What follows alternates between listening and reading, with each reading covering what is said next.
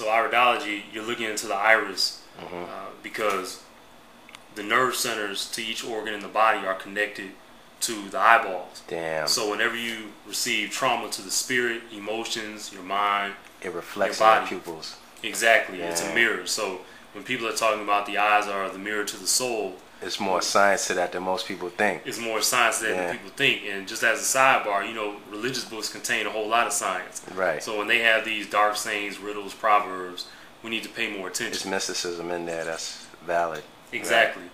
So you also have something called sclerology, which is the study of the sclera, which is the white part of the eyeball. Oh, okay. Snap. And that's actually a corresponding diagnostic technique. I know that in iridology. Well, no, it's actually a companion to iridology. It's not within iridology because remember, there are two different parts of the eyeball. Okay.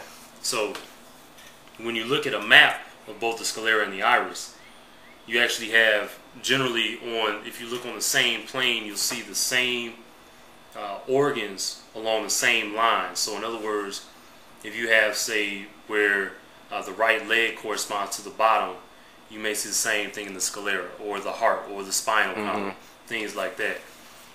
In fact, there's 7 layers to the disease states, and generally you learn this when you're studying iridology. Now, ironically, ophthalmologists, or I should say optometrists, right?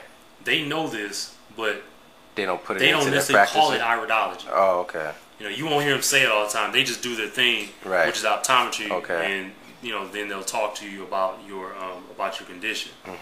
But iridology and sclerology are part of something called physiognomy. That's reading the body, the different patterns in different locations, where, again, just like the eyeballs, you have certain nerve centers corresponding to those areas. So would something like palmistry be included in that, if I could use your palm to read different?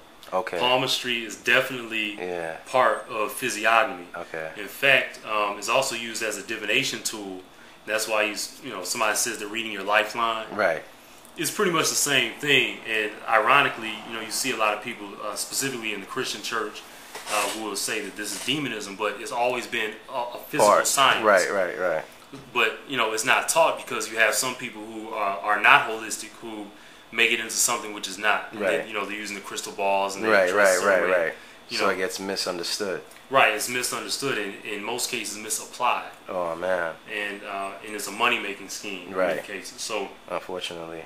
So you see a rash, bruise, a scar in a place where you didn't rub against, say, a poisonous plant like poison oak, poison ivy, you didn't get scratched or hit, then it's probably coming from a diseased organ. Okay, and then we have to see where things correspond. For instance, if you break out with a rash on your lower left earlobe, your lower left earlobe corresponds to your head, specifically the brain. Why? Because if you look at the ear, like those of you watching, you can look at the ear, it looks like an upside down fetus. Dang. So if you look, then for those of you watching, you turn it upside down, it looks like a fetus curled up into a fetal position. So who learns this? Reflexologists learn this. I didn't know that. Okay. Yes. Anyone who knows ear reflexology or what's called auricular acupuncture, which is acupuncture done on the ears, where it has dozens of points, they know it. So it's all contained in the literature, including this book by Michio Kushi. Okay. And you can read the nails. You can read the different parts of each finger. Yeah, I've heard that before actually. That's dope, man. That's scientific. Anything, literally any part of the body. Okay. Cool, man. Yeah, we here with my man Hondo Solomon breaking down different sciences. We got a couple scrolls in the book. Can you show that first couple we was just building on? Sure. Your Body Never Lies. What's the subtitle again in there? Body Never Lies: The Complete Book of Oriental Diagnosis by Michio Kushi.